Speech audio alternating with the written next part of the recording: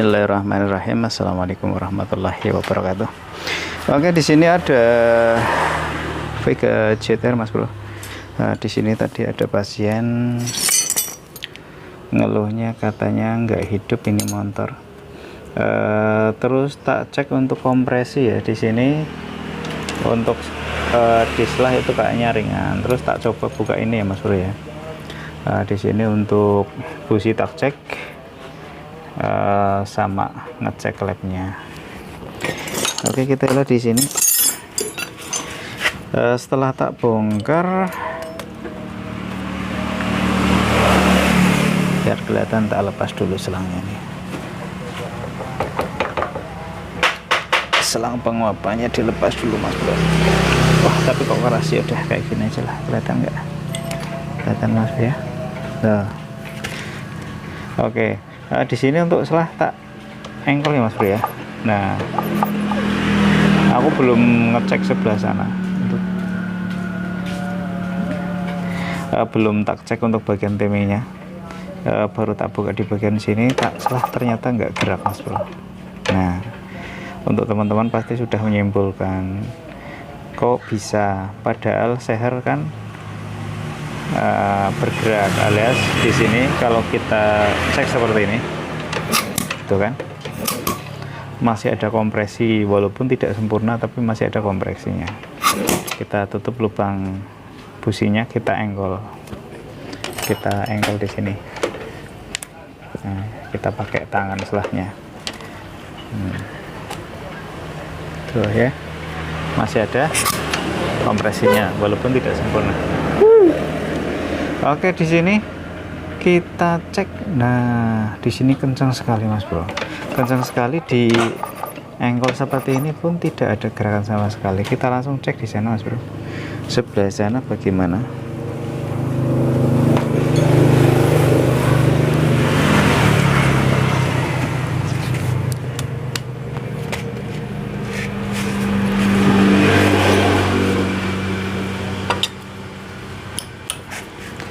Kita buka dua baut di sini untuk penutup gigi timingnya, Mas. Kemungkinan besar itu loncat. Oh iya, sedikit tambahan di sini, Mas Bro.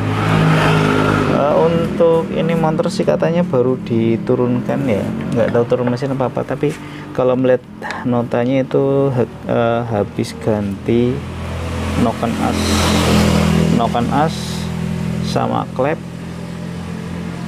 Wow, sebentar. Ternyata betul, Mas Bro. Kita lihat di sini, kita turunkan ya untuk. Nah, kita cek di sana, Mas Bro. Tuh ya, giginya itu nggak ada rantainya. Kemana ini rantainya? Nah, rantainya turun, Mas Bro, di sana tuh di dalam. Oke, kita cek di sini, kita buka. Kalau seperti ini ya, ini kemungkinan besar apakah terjadi di sini otomatisnya error, ataupun juga kendala lain, sudah terlalu mulur bisa untuk rantai ketengnya sehingga akan loncat dan lepas. Oke, kita cek dulu. Di sini kemungkinan otomatisnya sudah rusak sehingga tidak bisa nekan, atau rantainya yang sudah molor, terlalu molor. Kalau kita cek di sini baut masih kencang, jadi kemungkinan tidak lepas di sini. Oke, kita lanjut berikutnya. Kita buka dulu, kita gunakan impact.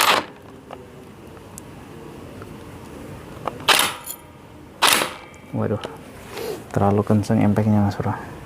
Sebentar, pakai impact yang kecil aja biar nggak terlalu kencang. Oke, setelah tadi saya lepas ya di sini dengan sangat kuat sekali, karena di sini nggak tahu tadinya pakai apa kok kencang banget. Ini sudah saya lepas, Mas Bro. Kita lepas saja untuk gigi sproketnya di bagian depan di sini. Kita cek.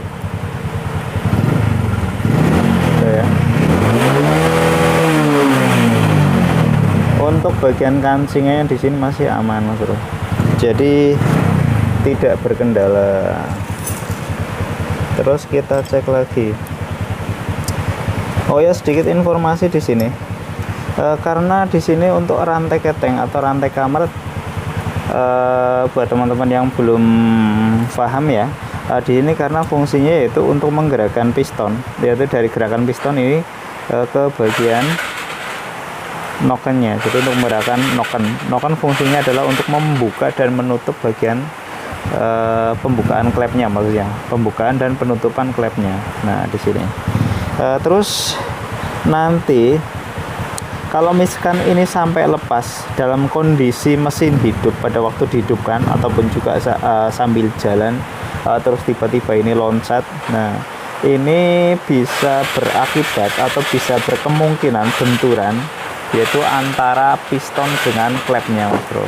Jadi bisa benturan, sehingga nanti kalau misalkan benturan ini klep bengkok ya, klep bengkok, atau juga parahnya nanti bisa piston jebol. Itu biasanya terjadi. Oke, karena di sini saya belum tahu tadinya kayak apa, jadi apakah kondisi waktu lompatnya ini dihidupkan atau gimana, tentunya mungkin karena posisi sedang hidup ya. Kita akan normalkan kembali, saya pasang-pasang kembali. Pasang kembali, apakah nanti masih bisa berfungsi apa enggak. Nah, masih berfungsi apa enggak. Nanti kalau misalkan nanti sudah tidak berfungsi alias tidak ada kompresi, nanti berarti kondisi klepnya bengkok. Oke, tak lanjut dulu langsung ke pemasangan kamera kembali ke bagian gigi sprocketnya atau gigi timingnya. Nanti tak setel klepnya juga, terus nanti kita hidupkan apakah masih bisa berfungsi normal alias masih ada kompresinya apa tidak. Kalau misalkan tidak ada kompresinya berarti harus saya bongkar ya. Kita lihat, cek bagian dalamnya. Oke, kita lanjut. Di sini untuk langkah awalnya kita topkan dulu Mas Bro ya. Jadi kita topkan dulu. Jadi posisi piston itu harus berada di TMA alias titik mati atas. Berarti posisi kondisi lagi top ya, berada di bagian atas. Oke, kita buka di sini. Jadi untuk melihat atau juga mendeteksi posisi piston di bagian atasnya itu bagaimana. Jadi untuk pemula kita siapkan dulu untuk kunci T17 atau juga menggunakan shock 17 boleh ya. Oke, di sini lalu kita topkan dulu, posisikan itu di bagian lubang ini itu ada tandanya T Mas Bro. Ini karena gelap di sana, kita ambil senter dulu supaya kelihatan. Kita ambil senter di sana Mas Bro ya. Jadi karena berada di bagian magnet sana, kita puntir-puntir di sini ya. Kita puntir-puntir. Lalu kita lihat di bagian lubang sana, di bagian dalam sana ada tulisan atau sebagai tanda kayak T gitu ya, kayak T berarti posisi top, atau H kayak H tapi posisi T sebenarnya. Di sini setelah pas di bagian lubang ini tandanya, ini berarti posisi piston sudah berada di bagian atasnya. Oke, setelah sudah selesai untuk pengetopannya, lalu di sini untuk di bagian noken as juga posisi harus top Mas Bro ya. Jadi harus stop di sini. Untuk di bagian pengancing atau yang ada coakan di sini, posisi di bagian belakang sini, bukan di depan tapi di belakang. Kalau misalkan kita goyang-goyang ini seperti ini, itu mudah, itu sebagai ciri atau tandanya kalau ini sudah top Mas Bro. Oke, setelah sudah, lalu kita pasang untuk gigi sprocketnya atau gigi timingnya. Kita ambil giginya, ini posisikan yang ini di bagian dalam sana ya, yang nongol di sini. Nah itu ya, bisa kelihatan ya, itu ya, yang ada tongolnya di sana. Lalu rantai keteng kita cantolkan di sini. Tadi posisi sudah top Mas Bro ya. Kalau sudah sampai nempel seperti itu, tapi dipaskan dulu sampai posisi paling pas Mas Bro ya, paling pas. Oke, kita lihat di sini, ini kurang sedikit mundur, berarti kita harus mundurkan, kita geser satu mata ya, satu mata kita mundurkan. Nah, sudah seperti ini, kita coba lagi. Aduh, sebentar.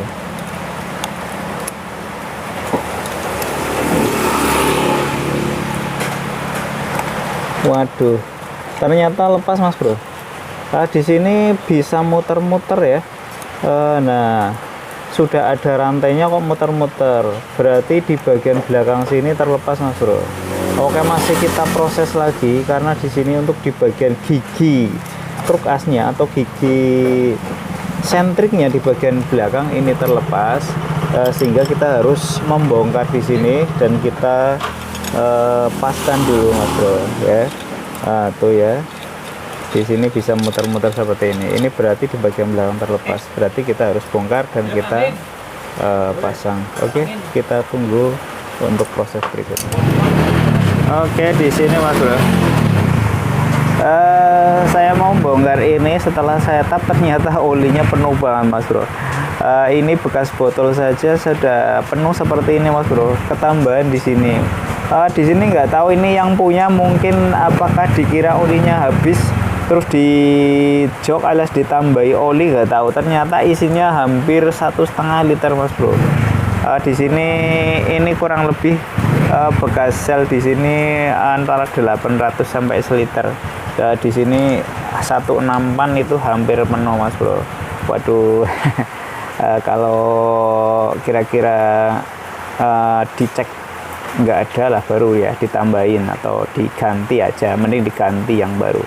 Di sini nggak tahu, ini mungkin bukan bengkelnya yang pertama ya, tapi karena mungkin yang punya itu dikira olinya habis, tapi terus dikasih oli. Tadi mungkin di depan belum saya kasih tahu, ini juga katanya habis turun mesin ya, habis dari bengkel lain, habis ganti noken as, ganti klep, ganti apa ya di sini, seputar tempel juga mungkin apa ya, katanya. Terus baru makan sebulan kok sudah mati lagi alias gancet. Nggak tahu, saya belum tahu hidupnya, soalnya posisi kesini itu sudah didorong Mas Bro. Itu ya, olinya penuh sekali. Mungkin ini hanya yang punya saja yang ngasih oli sendiri, karena takutnya mungkin habis, karena dihidupkan itu tidak bisa hidup ya. Oke, dan setelah kita buka seperti ini Mas Bro ya, untuk magnet kita lepas dulu, bisa pakai tracker dan lainnya. Oke, setelah terlihat terbuka seperti ini, kita lihat di sini ternyata memang betul. Nah, di sini sebentar, untuk tensioner kita angkat. Nah, di sini terlepas Mas Bro. Jadi terlepas ini. Yang seharusnya itu berada di bagian dalam sana. Berarti emang tadinya lompat. Nah, itu ya seperti itu. Ini ada ring di bagian luar. Dan di bagian dalam sana itu ada giginya. Ini gigi sentrik ya Mas Bro. Gigi sentriknya tuh di sana, yang sebetulnya itu seperti itu ya, yang seharusnya. Nah, itu masuk di sana. Ini pas di bagian untuk tensioner itu di bagian bawah, ini di atasnya persis. Kalau tadi kan keluar ya, keluar, berarti posisi di bagian luar. Ini juga sama. Oke. Di sini sebelum kita membahas tentang ini ya, pemasangannya dan akibatnya, tadi sudah akibatnya, tapi tadi saya lupa membahas tentang kenapa itu kok bisa loncat. Nah ya, tadi kan di bagian awal saja saya bahas, itu kemungkinan ada di bagian otomatisnya yang sudah tidak normal, atau juga emang tadi gigi sentrik di bagian depannya atau gigi timingnya. Tapi setelah dicek tadi untuk bagian gigi timing atau bagian sprocket depannya atau atasnya itu tidak bermasalah Mas Bro, seperti ini ya, tidak bermasalah. Dan untuk baut juga kencang, tapi ternyata loncat. Sekarang kita tinggal pembahasan untuk prediksi yang kedua, yaitu setelah tadi untuk gigi timingnya sudah saya bahas, itu ternyata aman, dan sekarang kita bahas di bagian sininya. Oke, di sini ada 2 buah baut ya di sana. Kita lepas dulu Mas Bro ya. Kita lepas dulu seperti ini.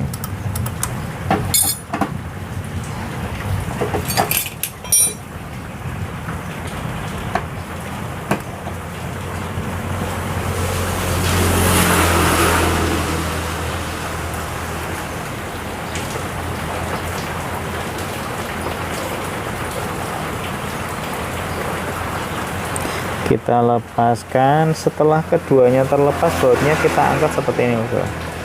Nah, kita buka. Nah, ini namanya otomatis kamret ya, atau otomatis keteng di sini. Di sini fungsinya yaitu adalah untuk menekan secara otomatis.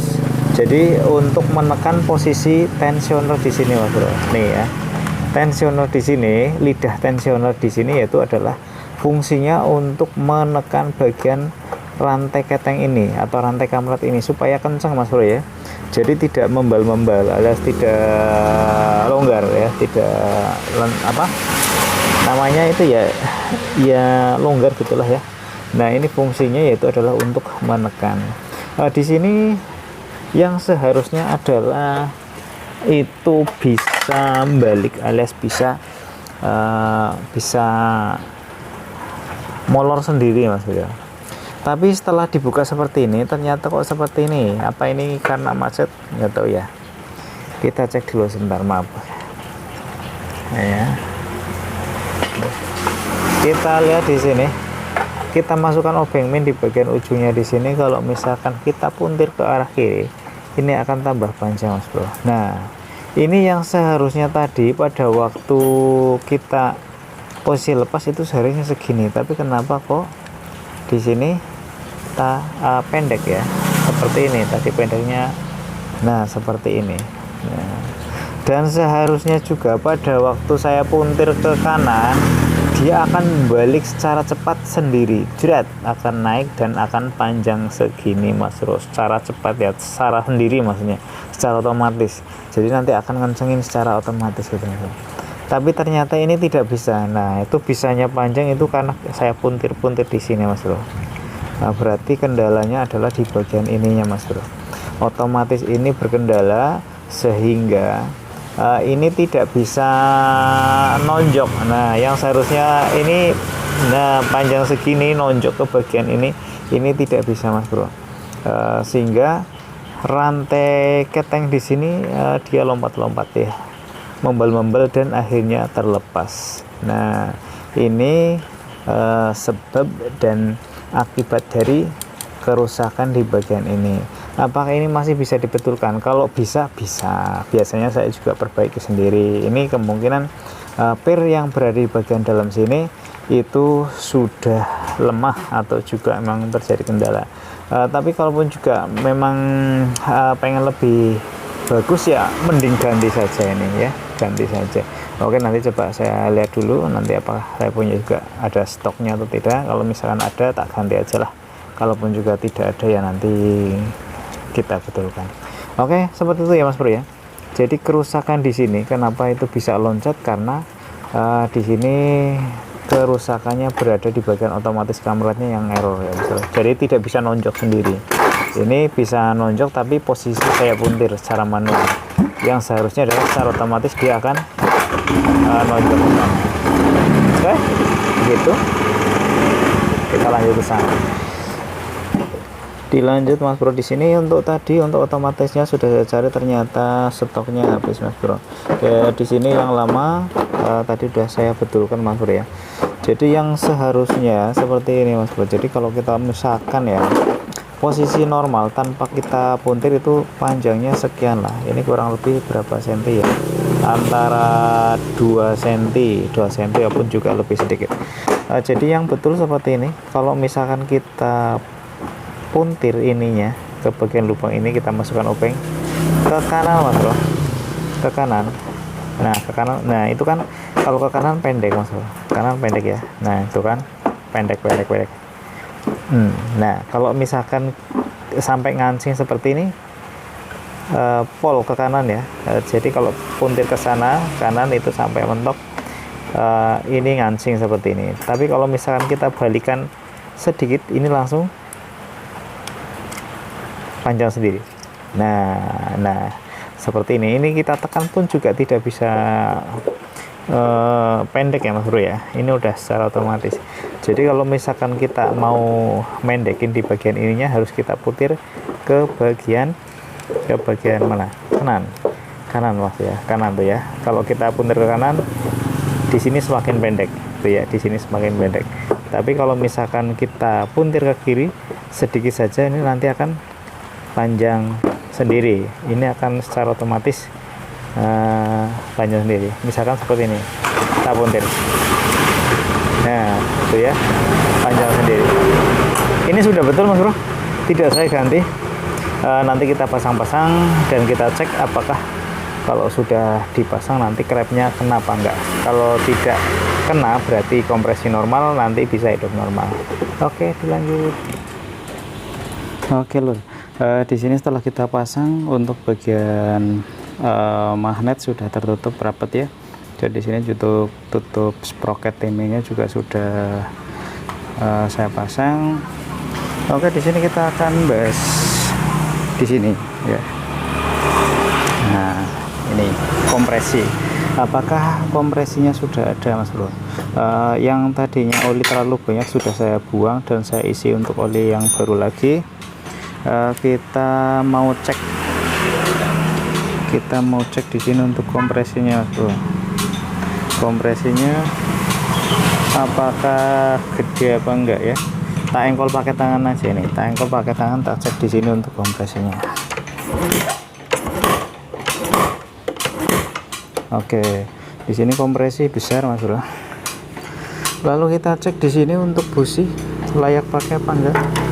Kalau masih layak, kita bersihkan aja dulu dan kita pasang. Ya, kita pasang dulu untuk businya dan nanti baru kita cek untuk hidupnya Mas Bro. Oke, sambil disimak ya, jangan lupa di like, share, dan subscribe buat semuanya. Yang belum subscribe silahkan di subscribe aja supaya tambah semangat ya. Oke, kita pasang cok businya. Nah, sudah selesai. Kuncinya di mana? Oh, ini kuncinya.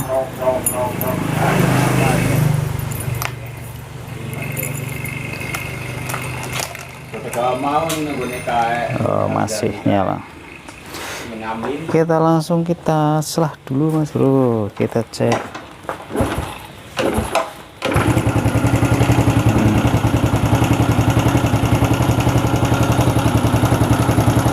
Sudah itu Mas Bro. Hidup ya. Tuh. Tapi kok ada yang kayak bunyi keliling-keliling.